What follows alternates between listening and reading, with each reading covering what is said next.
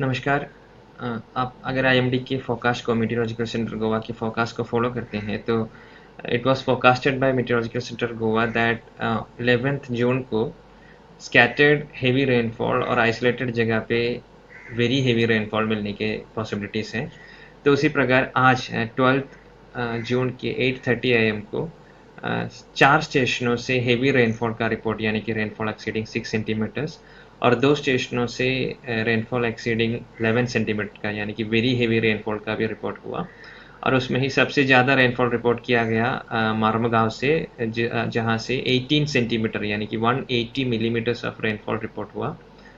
और पणजी से रिपोर्ट हुआ 127 यानी कि 12 सेंटीमीटर्स ऑफ रेनफॉल। और दाबोलिम से भी रिपोर्ट हुआ 11 सेंटीमीटर्स ऑफ रेनफॉल। तो अलग स्टेशंस, दूसरे अलग स्टेशंस जैसे कि पेरने से हुआ 9 सेंटीमीटर्स, मप्सा से हुआ 7 सेंटीमीटर्स और मोस्टली सारी जगह से मॉडरेट रेनफॉल यानी कि रेनफॉल एक्सीडिंग 2 सेंटीमीटर्स रिपोर्ट हुए। तो अभी ये रेनफॉल जो बढ़ा है गोवा के ऊपर मानसून के बाद, वो mostly because of A system called offshore trough. ये जो प्रेशर, सरफेस प्रेशर में जो पैटर्न आता है उसको ऑफशोर ट्रफ बोलते हैं। और यही सिस्टम आईएमडी की वेदर प्रेडिक्शन मॉडल के हिसाब से और 48 आवर्स के लिए परसिस्ट होने के चांसेस हैं।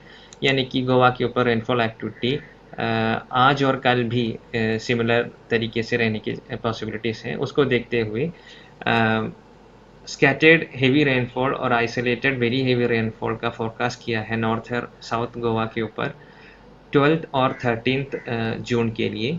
उसके बाद रेनफॉल एक्टिविटी में रिडक्शन आने वाला है आने वाले 48 आवर्स के बाद। और आइसोलेटेड हेवी रेनफॉल का वार्निंग दिया है 14th को। और उसके बाद based on present observations there are no weather warnings.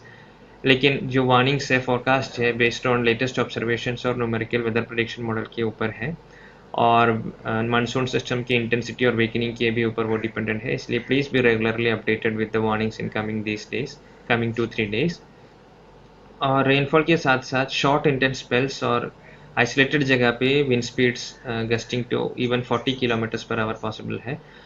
और already very heavy rainfall realized हुआ है और इसके कारण there are some impacts possible. तो उसको मद्देनज़र 12th और 13th को orange colour weather warning IMD ने इश्यू किया है गोवा के दोनों डिस्ट्रिक्ट के लिए।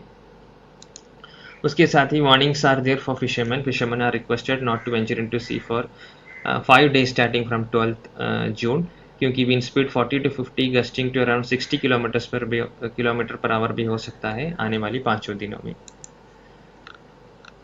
जैसे डिस्कस किया, 5 दिन में से पहले के 2 दिन ऑरेंज कलर वार्निंग है, तीसरे दिन आइसोलेटेड हेवी रेनफॉल के लिए येलो कलर वार्निंग है। और जैसे ही रेनफॉल एक्टिविटी, अगर very heavy rainfall activity realize होता है तो देर आर पॉसिबिलिटीज़ कि लो लाइंग एरियाज में वाटर इनंडेशन हो और वहाँ के शॉप्स और घरों में पानी आने का चांस हो। तो ये सब नॉर्मल लाइफ को अफेक्ट कर सकता है। और उसके साथ ही इंसिडेंट्स ऑफ ट्री फॉल और वीक स्ट्रक्चर्स की कोलैप्स की भी चांसेस हैं। रफ सी कंडीशन रहेगा along the coastal lines. Inundation रहेगा सिटीज़ में और लो लाइंग एरियाज में, जो एग्रीकल्चर को भी अफेक्ट कर सकता है और municipal services such as water electricity में भी अफेक्टेड। तो ये सारी जो डिटेल्स हैं आईएमडी के वेबसाइट में इम्पैक्ट बेस्ड फोरकास्ट के रूप में पब्लिश करते हैं। तो please be regularly updated with the IBF and forecast and warnings issued by IMD in these coming days.